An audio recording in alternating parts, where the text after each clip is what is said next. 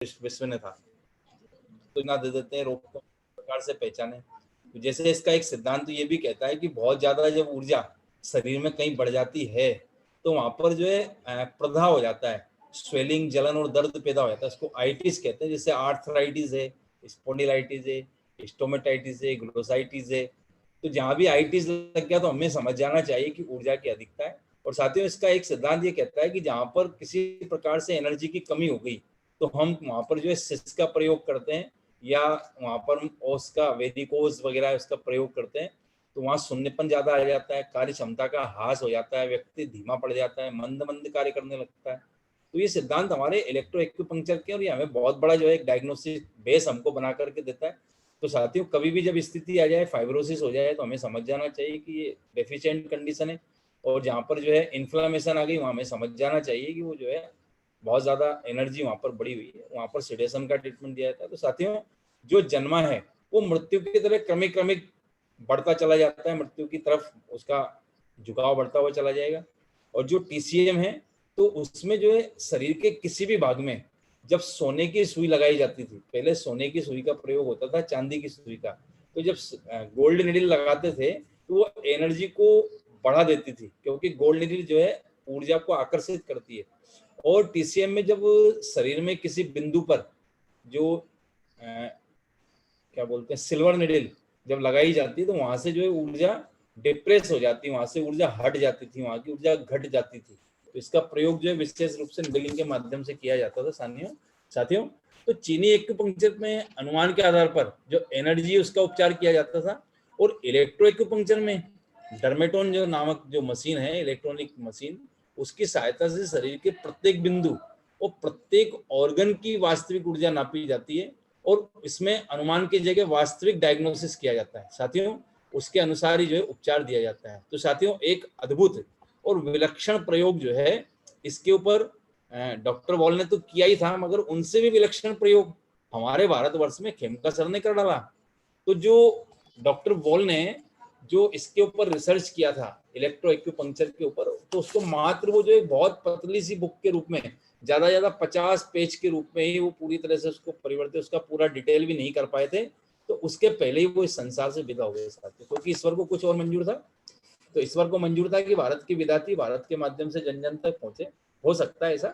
तो हमारे खेमका सर के द्वारा जो है इस पर बहुत गहन रिसर्च हुआ, और रिसर्च में जो उन्होंने इस छोटी सी बुक के माध्यम से बहुत सारा प्रयोग किया और बहुत आगे तक बढ़ते चले गए, एक एक पॉइंट पर प्रयोग किया, मैग्नेट के माध्यम से, कलर के माध्यम से, मेथी दाने के माध्यम से, और आज साथियों वो सब आपके सामने। तो आइए मैं स्वागत करूंगा आज के दिव्य ज्ञान के लिए पुनः आपके बीच में डॉक्टर रामनारायण सर का, डॉक्टर संजय सर, आपका बहुत बहुत स्वागत, वंदन, अभिनंदन है। धन्यवाद सर, आप सभी साथियों को हमारा प्रणाम। मेरी आवाज जा रही है sir? Yes sir. Thank you मित्रों, अब तक आप लोगों ने कल 4 मेरिडियन देखा था। आज हम आगे बढ़ेंगे उसी में स्प्लीन, स्टमक और आगे मेरिडियन को, उन पॉइंट्स की लोकेशन को आपको बताते हुए हम आगे जाएंगे। हम स्प्लीन पे बात कर रहे थे। आज हमारा जो अपना बात करना है हमें स्प्लीन के बारे में आपसे। तो क्लास शुरू करने से पहले हम अपने आयुर्वेदिक एक्यूप्रेशर के जनक परम वंदनीय गुरु श्री जेपी अग्रवाल सर और इस टीसीएम के आधुनिक एक्यूप्रेशर के आधुनिक एक्यूप्रेशर जगत के जन्मदाता और हम सबके गुरु श्री माता प्रसाद खेमका सर के चरणों में नमन वंदन करते हैं। मित्रों, स्प्लीन की अगर हम बात करते हैं, हम एडवांस डायग्नोसिस की जब क्लास करेंगे तो स्प्लीन का एनाटॉमी एंड फिजियोलॉजिकल जो कैरेक्टर है उसके बारे में बात करेंगे। अभी आपके सामने ये स्प्लीन का एक क्रॉस सेक्शन फिगर दिख रहा है।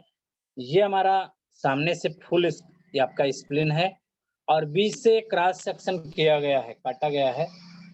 तो इसमें क्रॉस सेक्शन के बाद अंदर में आपके क्या दिखता है, व्हाइट पंप ही अक्सर ज्यादा होते हैं। आरबीसी और डब्ल्यूबीसी के जो कण इसमें आते हैं यही बनते हैं, इसमें व्हाइट पंप ज्यादा मिलते हैं, डब्ल्यूबीसी का निर्माण ज्यादा होता है इसमें। तो स्प्लीन की बात करते हैं। देखिए, हम बात यहाँ पे स्प्लीन के साथ साथ पैंक्रियाज की भी करना चाहेंगे। तो अगर हम लेफ्ट साइड में जो स्प्लिन की मेरिडियन है, हमारे शरीर में जो लेफ्ट साइड में मेरिडियन है, उसको हम स्प्लिन की मानते हैं, चूंकि हमारा स्प्लिन बाएं तरफ होता है।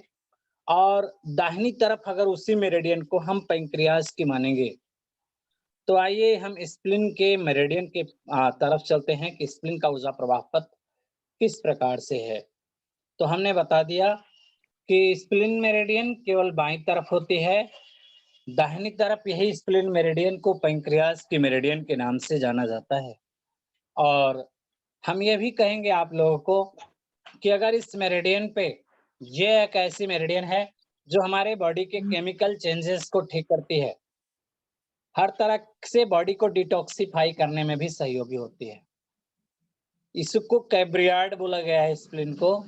जो हमारी डब्ल्यूबीसी डेड होती हैं उनको उनका ये जो है कैब्रियार्ड है, यानी एक प्रकार से हम इसको कहते हैं कब्रगाह। तो आइए हम यहाँ पर बात करते हैं मित्रों, जो हमारी चाइनीज एक्यूप्रेशर में इसकी स्थिति कैसी है। कह रहा है electro acupuncture according to doctor Voll के अनुसार स्प्लिन मेरिडियन का लोकेशन और चाइनीज में, यानी स्प्लिन और पैंक्रियाज की लोकेशन एक समान है और चाइनीज में भी इसकी लोकेशन एक जैसे है। जैसे पहले स्प्लिन की मेरिडियन पैरों से चलती थी, वैसे ही यह पैरों से चलती है और दोनों तरफ लेफ्ट एंड राइट, आपके लेफ्ट साइड और राइट साइड दोनों तरफ ये आपका समान रूप से होती है। अब डॉक्टर वॉल पे बात करेंगे तो अगर आप स्प्लिन मेरिडियन तरफ, डॉक्टर वॉल की जो स्प्लिन की मेरिडियन है केवल आपके लेफ्ट साइड में है और राइट साइड में नहीं होती है। सीमा जी बंद कर दीजिए आप। हाँ प्लीज आप लोग जो है माइक अपने बंद किया रखा करें। धन्यवाद सर। मैं बात कर रहा था स्प्लिन मेरिडियन की मित्रों। तो स्प्लिन मेरिडियन हमारी बॉडी में केवल बाईं तरफ होती हैं। ये हमारे नाखून की जड़ के पास से प्रारंभ होकर के और नाखून से चलता हुआ और आपकी जो पसली आती है, जो छाती में, छाती के जो बाहरी भाग लेटरल चेस्ट होता है, उसकी छठी 6 रिब्स के पास, छठवीं पसली के पास जो है आके ये आपका SP21 आके वहां खत्म होता है। यानी कुल स्प्लिन में मेरिडियन में 21 बिंदु होते हैं।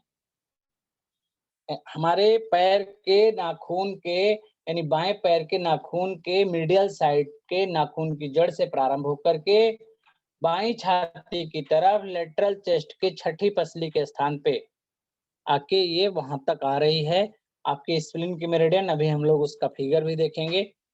तो ईओबी के अनुसार अगर हम स्प्लिन मेरिडियन की बात करते हैं तो इसमें कुल 27 बिंदु होते हैं। चाइनीज एक्यूपंक्चर में 21 बिंदु मैंने अभी बताया। तो डॉक्टर वॉल ने इसमें कुल टोटल 6 नए बिंदुओं को खोजा। 6 नए बिंदु जो डॉक्टर वॉल ने 6 न्यू पॉइंट खोजा था, वो 6 नए बिंदु जो खोजे थे उसके बारे में हम सबसे पहले अध्ययन करेंगे मित्रों। तो वो SP1 के बाद एक पॉइंट था SP1A, फिर वह SP1B, फिर इसके बाद 2 पॉइंट यहाँ पे था SP1A और SP1B, फिर SP11, 11A और इसके बाद 11-1 है और 11A, इसके बाद SP13 है और 13B। इस तरह से SP1 1A1 इसमें हो गया और 11 वाले में 2 पॉइंट और इसमें 13 में 2 पॉइंट। इन्होंने कुल मिला के 6 बिंदु डॉक्टर वॉल ने नए बिंदु खोजा। तो ये 6 बिंदु नए मिलकर इस पे 27 पॉइंट जो होते हैं 27 हो गए। पहले 21 हुआ करते थे। अब आइए हम एक एक पॉइंट्स का वर्णन आपके साथ करते हैं। जो इन्होंने 6 नए बिंदु खोजा था, उन नए बिंदुओं का हमारे शरीर में क्या महत्व है। SP1A अगर हम देखेंगे SP1A, it is the control measurement point. Spleen meridian का एक नियंत्रक माप बिंदु है। यानी हमारे स्प्लिन में कहीं भी कोई भी खराबी हो रही है, पूरे स्प्लिन को सिंगल पॉइंट से हम डायग्नोज कर सकते हैं और कंट्रोल कर सकते हैं और ट्रीटमेंट भी कर सकते हैं। SP1A। SP1B जो है SMP है, सिमुलेशन मेजरमेंट पॉइंट है। यानी इसके जो है फंक्शनल कहीं डिस्टरबेंस हो रहा है बॉडी में, इसका बायोलॉजी जो है अलाइनमेंट डिस्टर्ब हो रहा है SP मेरिडियन का, तो इसके लिए SP1B पे हम ट्रीटमेंट देते हैं। इसके बाद आता है 11 के पास 11-1, 11-1। SP11-1 ये lymph vessels of the groin area में हमारी जांघ और पेट जहां मिलता है, उरु संधि यानी हमारा जो गैरोइन एरिया होता है जहां से हमारे पैर निकल रहे हैं ऐसे, तो ये जो जेनिटल पार्ट्स के पास ये एरिया गैरोइन एरिया कहलाता है। यहाँ पे जो लिम्फ की ग्लैंड्स हैं, जितनी भी लिम्फ हैं आपके, वहां लसिका ग्रंथियों का सबसे मेजरमेंट, कभी भी वहां गांठें निकल जाती हैं, स्वेलिंग हो जाता है, खुजलाहट होती है, तो SP11-1 वेरी इंपॉर्टेंट पॉइंट। किसी का कुल्हा जाम हो रहा हो, किसी का कुल्हा जाम हो रहा हो, तो second measurement point of the hip joint SP11 जो है हमारे कूल्हे का मेजरमेंट पॉइंट है, द्वितीय मेजरमेंट पॉइंट। हम कूल्हे को यहाँ से चेक कर सकते हैं कि कूल्हा वास्तव में आपका जाम हुआ है, और यहीं से ट्रीटमेंट देने से वो फ्री भी हो जाएगा। हिप नेफ्रोसिस जिसका हो रहा, हिप नेफ्रोसिस हो रहा उसके लिए। इसके बाद SP13A ये लिम्फ है net of the iliac region, जो हमारा इलियक है, स्मॉल इंटेस्टाइन का सबसे लास्ट हिस्सा होता है इलियम, और वहां के इलियक रीजन के पास जितना भी जो लिम्फ होता है उसका एक लिम्फ जाल का, सारे लिम्फ जाल का एक पॉइंट होता है SP13A। 13B जो है lymphatic net of the lower abdomen, यानी पैर के, आपके पेट के नीचे भाग का जितनी भी लिम्फेटिक नेट है, जितनी लसिका ग्रंथियां का जाल बिछा हुआ है, उन सब का बिंदु डॉक्टर वॉल ने खोजा। इसके पहले इन बिंदुओं का कोई वर्णन नहीं था मित्रों, और इन बिंदुओं पे हम स्प्लिन पर उपचार दें। गैरोइन एरिया, लोअर एब्डोमेन की गांठ हो, जैसे आपके पेट में गांठें होने लगी लोअर एब्डोमेन में, तो SP13B बहुत अच्छा काम करता है। आपके गैरोइन एरिया में नोड हो गई, छोटे छोटे दाने, फोड़े फुंसी हो जाते हैं, गुप्त रोग में वहां पे खुजलाहट ज्यादा होती है, केवल SP11-1 वेरी इंपॉर्टेंट पॉइंट वहां के लिम्फ वेसल्स का। तो यहाँ पे हम इसके पॉइंट्स के जरिए जो है ट्रीटमेंट थोड़ा सा आसान हो गया, डॉक्टर वॉल के द्वारा दिए गए इस इलाज से हमारा ट्रीटमेंट थोड़ा सा अच्छा हो गया। अब इसके बाद हम चलते हैं, डॉक्टर वॉल ने जो आपके 21 पॉइंट्स थे, स्प्लिन मेरिडियन के जो 21 बिंदु थे, 21 में 21 को दोबारा से रिडिफाइन किया। डॉक्टर वॉल ने अपने 21 बिंदुओं को दोबारा से रिडिफाइन किया, यानी उनको दोबारा पूरे एक भी बिंदु नहीं छोड़ा। जैसे SP1 की बात करते हैं मित्रों, जब हम SP1 को लेफ्ट साइड लगाएंगे तो हमारे white blood cell in upper half of the body, हमारे upper part of the body की सफेद रक्त कणिकाओं के लिए SP1 जब लेफ्ट लगाएंगे। SP2 लेफ्ट में जब हम लगाते हैं, SP2 लेफ्ट लगाएंगे तो वो आपका white blood cell in the lower part of the body, यानी लोअर हाफ और अपर हाफ में WBC कमा रहा है तो SP1, और लोअर हाफ की WBC घट रहा है तो SP2।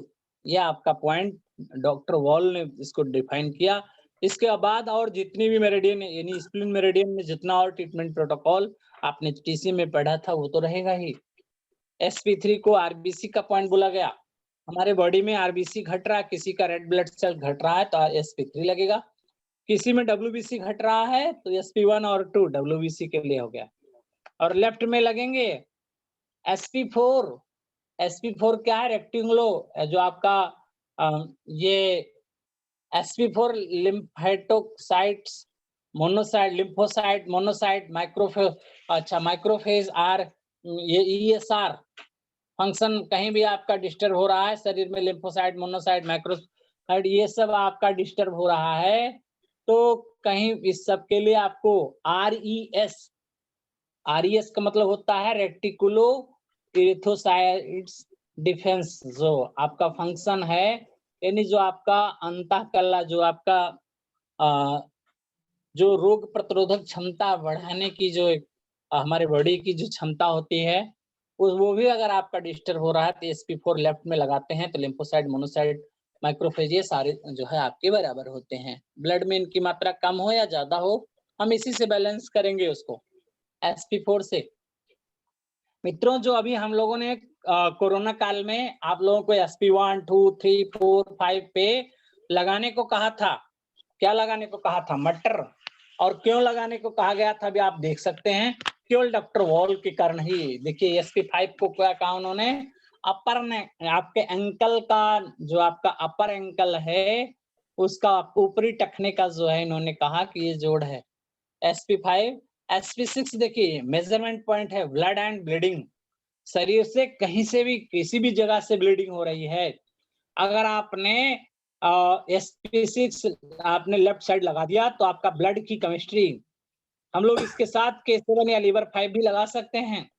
अगर किसी के शरीर में इस्नोफिलिया बढ़ा हो, किसी के शरीर में इस्नोफिलिया बढ़ा हो तो SP6 के साथ UB17 हम लोग देते हैं तो इस्नोफिलिया ट्रीट हो जाता है। तो कहीं से भी ब्लड में हमारे एनीवेयर इन द बॉडी आपके शरीर में कहीं से भी ब्लीडिंग हो रही है, ब्लीडिंग को रोकने का ये सबसे शानदार बिंदु है SP6। अब SP6 के बाद आता है SP7, ये पेल्विक डायफ्राम यानी आपका यहाँ पेडू रीजन का जो पर्दा है वहां का ट्रीटमेंट बिंदु होता है SP7। डॉक्टर वॉल ने इसको रिडिफाइन किया।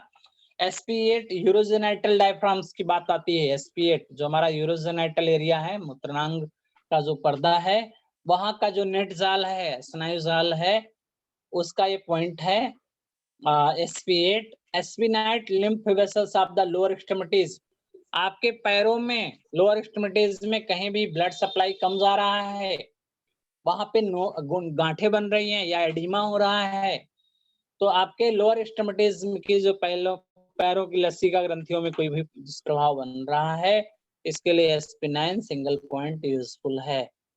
SP10 पैल्विक वेन, आपके पेड़ों की जो सिराएं होती हैं नीली नीली दिखाई पड़ जाती हैं, वो SP10 उसके लिए आता है।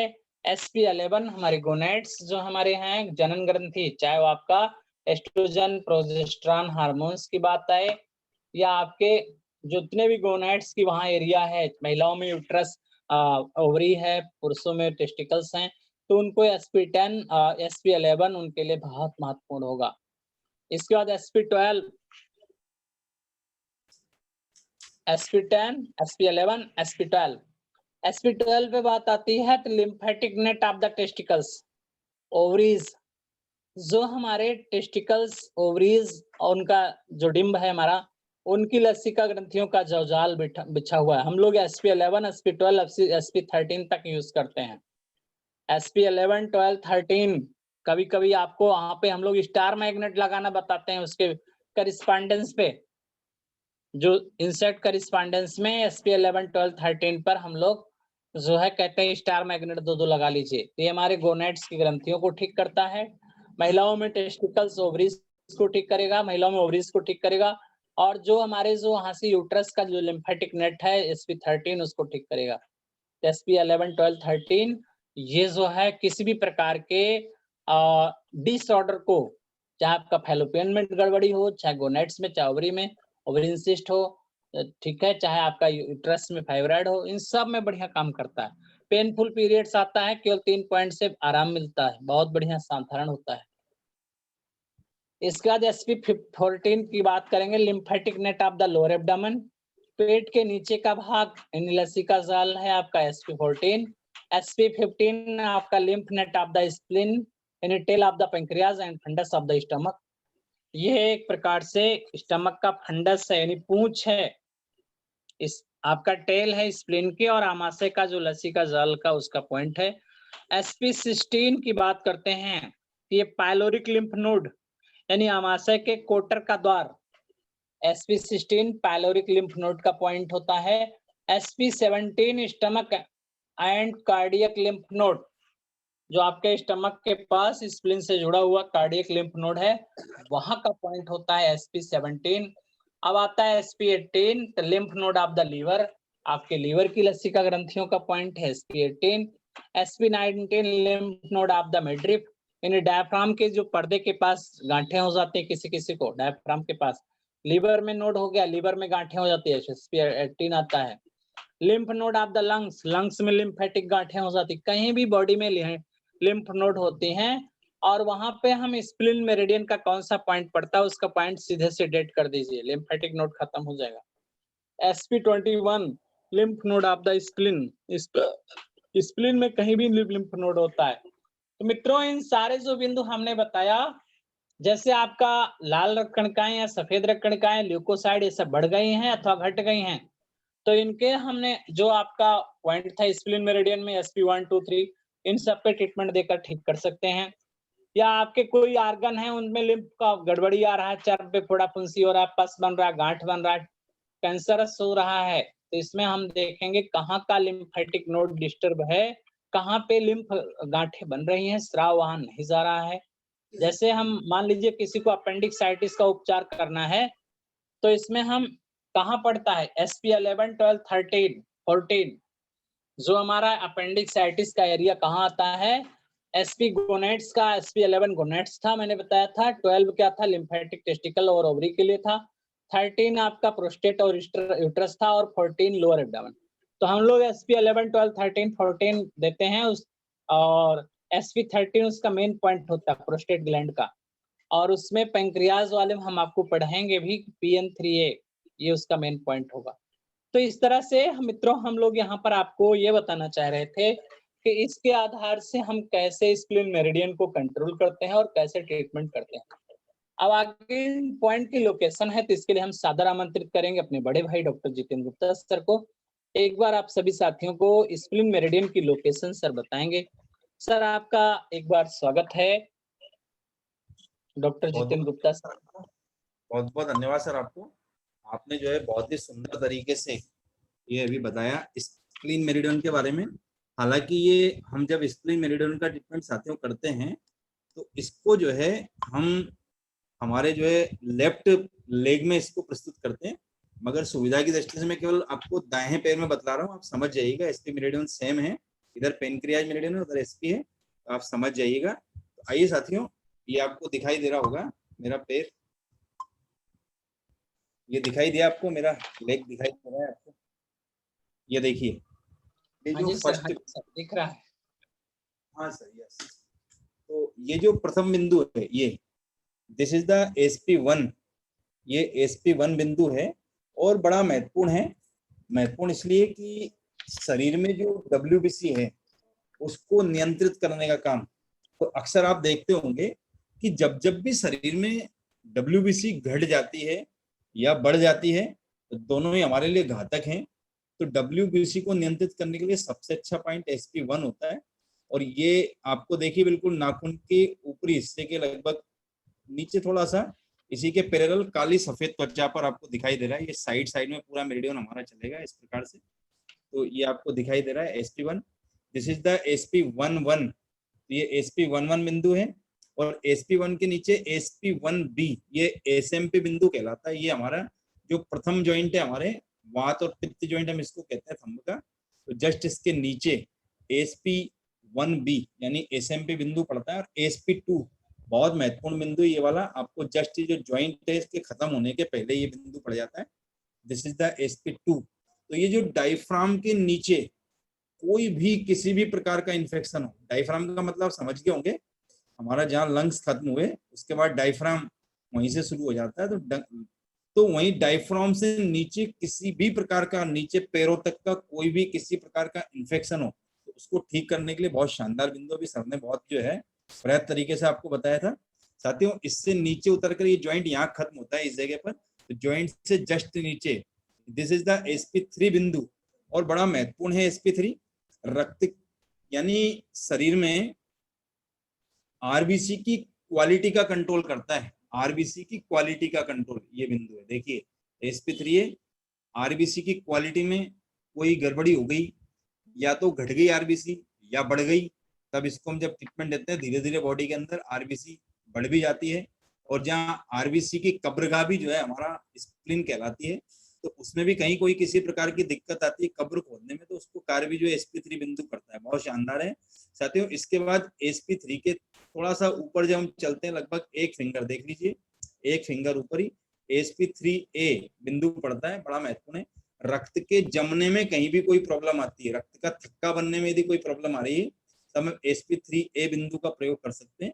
और SP4 is the most important point, आपको पुनः पुनः पुनः देखने में मिलेगा। जैसा कि सर ने पहले भी, ये तो EOV है, एक्स्ट्रा ऑर्डिनरी, ये हमारा हम पढ़ रहे हैं electro acupuncture according doctor wall. और फिर हम एक पढ़ते हैं EOV, एक्स्ट्रा ऑर्डिनरी वेसल्स, तो उसमें ये बिंदु का बहुत विशेष ही प्रयोग होता है SP4 का। जो 9 प्रकार के फीवर होते हैं, 14 प्रकार के फीवर होते हैं, सबका इलाज केवल SP4 को ट्रीटमेंट करके आसानी से कर सकते हैं। बड़ा महत्वपूर्ण बिंदु है SP4, शरीर की इम्यूनिटी को बढ़ाता है। कोई चाहता है यदि इम्यूनिटी बढ़ाना बॉडी के अंदर, कि हमारी इम्यूनिटी नहीं बढ़ती, बहुत कम है, बार बार सर्दी जुकाम बच्चों को हो जाता है, तो आप इस एक बिंदु SP4 को पुनः पुनः प्रेस करते रहिएगा। एक मटर का दाना लगा दीजिएगा और आप, या फिर मेथी आप लगा दीजिएगा, तो आप देखेंगे धीरे धीरे जो इम्यूनिटी कमजोर थी जिस व्यक्ति की, धीरे धीरे बढ़ना वो प्रारंभ हो जाती है। बहुत शानदार पॉइंट है। और जस्ट इससे नीचे SP4 बिंदु पड़ता है और इससे जस्ट थोड़ा सा ऊपर SP4A बिंदु, ये बड़ा महत्वपूर्ण है।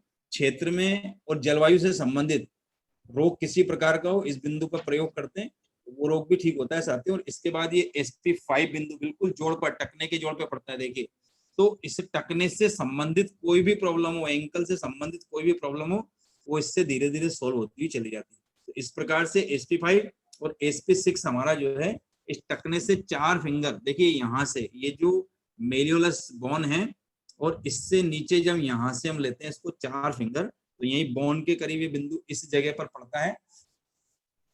तो ये बहुत महत्वपूर्ण बिंदु भी सर ने बताया था कि किसी प्रकार की ब्लीडिंग है, आप रास्ते में जा रहे हैं, आपने देखा किसी का एक्सीडेंट हो गया और एक्सीडेंट के बाद में उसको ब्लड बह रहा है, तो आप क्या करेंगे, इस बिंदु को पकड़ के इस प्रकार बैठ जाइएगा। 4 फिंगर ऊपर ही आता है, जस्ट देखिए टकने से 4 फिंगर ऊपर, इस बिंदु को आप इस प्रकार से पकड़ के बैठ जाइएगा और आप देखेंगे देखते देखते धीरे धीरे ब्लीडिंग बंद हो जाती है, रुक जाती है। तो इस प्रकार से SP मेरिडियन के विभिन्न बिंदुओं को हम आसानी से यूज करके विभिन्न प्रकार के इम्यूनिटी से संबंधित रोगों को, विभिन्न प्रकार के जो है स्प्लीन से संबंधित जो रोग हैं, उन सबको हम कंट्रोल कर सकते हैं, ट्रीटमेंट भी कर सकते हैं और उससे पहचान भी सकते हैं कि बॉडी में जो है इन्फेक्शन की स्थिति क्या है, या बॉडी में ब्लड की स्थिति क्या है, RBC की स्थिति क्या है। तो साथियों, हमारे शरीर में जो न्यूट्रोफिल्स होते हैं, तो वो जो है पैदल सेना का काम करते हैं, और इसिनोफिल्स जो होते हैं वो घुड़सवारी का काम करते हैं, और लिम्फोसाइट जो होते हैं वो आर्टिलरी का काम करते हैं, और जो मोनोसाइट्स होते हैं तो वो शरीर में जो है सफाई का काम करते हैं। जो भी शरीर में गंदगी कहीं एकत्रित होगी, जैसे जो सैनिक मर जाता है युद्ध में, तो उसकी साफ सफाई का काम जो है इन्हीं के द्वारा होता है, मोनोसाइट्स के। तो इसके लिए बहुत अच्छा पॉइंट होता है। तो इससे जो हमारे शरीर में न्यूट्रोफिल से, इसिनोफिल से, लिम्फोसाइट से और मोनोसाइट से ये बिल्कुल बैलेंस होती है, उनको ताकत मिलती है और इम्यूनिटी शरीर की बढ़ जाती है। तो SP4 ये जो आपको दिखाई दे रहा है बिंदु, SP4 के जस्ट ऊपर SP4 बिंदु, तो ये बहुत शानदार इसके लिए पॉइंट होता है। तो आप इन सबका यूज कर सकते हैं। उन्हें एक बार मैं आमंत्रित करूंगा डॉक्टर रामनारायण सर को, क्योंकि इसके आगे का तो बताना बड़ा कठिन है, आप केवल इसको आपके कॉरेस्पॉन्डेंस पर यूज कर सकते हैं। ठीक है, बहुत बहुत धन्यवाद सर आपको, पुनः आपका एक बार स्वागत है। धन्यवाद सर, बहुत ही अच्छे से आपने प्रेट कर लिया। थैंक यू सर, बहुत बहुत धन्यवाद। अगला हमारा जो विषय